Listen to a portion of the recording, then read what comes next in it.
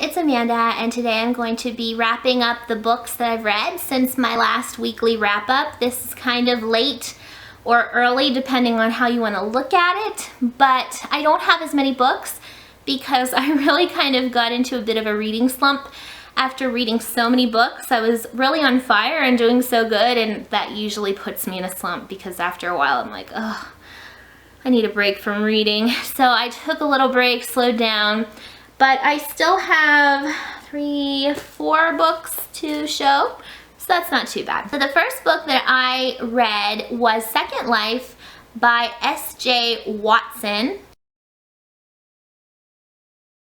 I don't have this book anymore because I took it back to the library. It was due.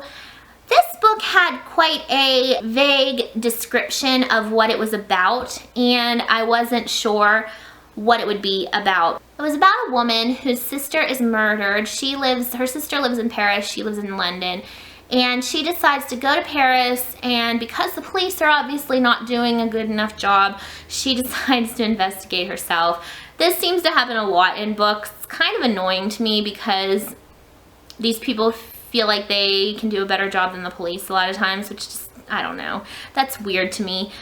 Anyway, she finds out that her sister was part of a website called Encounters, which is like a dating meetup kind of chat room website. So she logs on because she wants to know what happened to her sister. That's what she keeps telling herself, and actually starts a lurid affair with one of the people she meets because she wants to find out what happened to her sister. That's how she justifies it.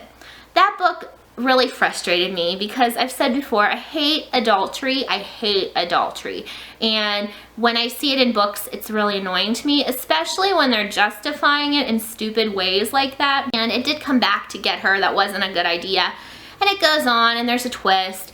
The book moved very slow. I didn't find it to be that exciting or interesting. It reminded me a lot of Before I Go to Sleep, which I actually didn't really like either. It's written by the same author. I just feel like the pacing is too slow for these books.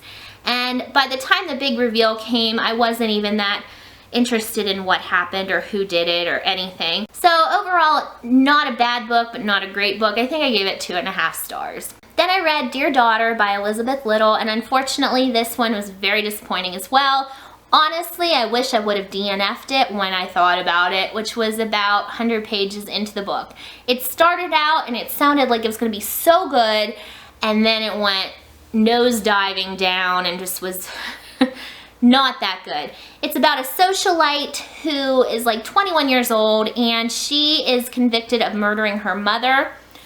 And she goes to prison for 10 years. After 10 years of being in prison, her case is overturned because of the FBI botching the evidence, so a bunch of cases are overturned. She's released, but people still believe she's guilty, so she has to kind of go into hiding. She doesn't remember much about what happened, so she doesn't know if she killed her mother or not. But she does remember a few things. She remembers something her mother said the night she was killed, and it had to do with the town, so she goes to the town to see what she can find out, and that's when the story goes really downhill. It just was not that good. I actually got to 30 pages from the end when things actually were happening and wanted to DNF it because I'd had enough. I just found it to be really, really boring and just not that good. The main character is despicable, and I wouldn't recommend this. I only gave it 1 star. Then I read You by Charles Benoit, or Benoit, however I choose to pronounce it. I have no idea. But this book is about, it's told in second person. It's about this teenage boy named Kyle who has a lot of anger issues. And one day this new kid comes to school named Zach. And Kyle's kind of obsessed with this girl but doesn't want to like ask her out. And Zach's really manipulative, and it kind of goes from there. It's a really short book, so I don't want to give a lot away, but there is kind of a shocking thing that happens. But it doesn't feel like the story is complete. It feels like it just kind of scratches the surface. I wanted to know more. The ending leaves you wondering what really happened because it's not really said. You kind of have to just imagine what happened, which I don't really like. I did enjoy it too for what it was, but it wasn't my favorite book in the world.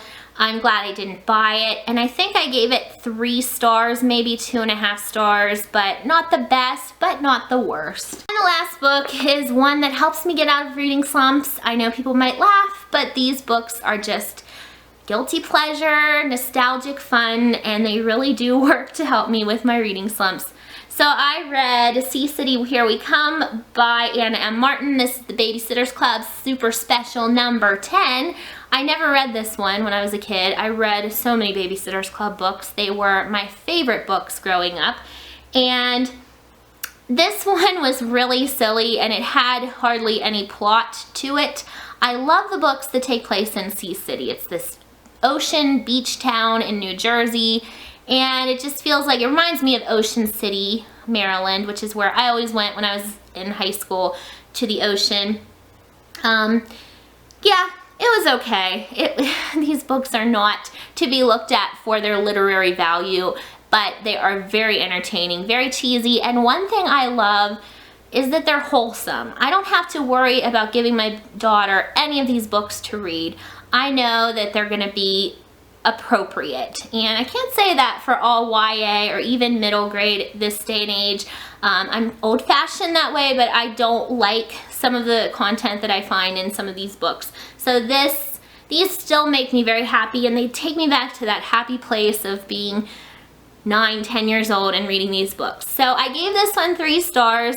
I do love Sea City, and just fun to revisit these characters. It's like visiting old friends. Those are the books that I read recently. I thank you so much for watching, and I'll be back hopefully next week with another wrap up. Have a great day. I'll talk to you later. Bye.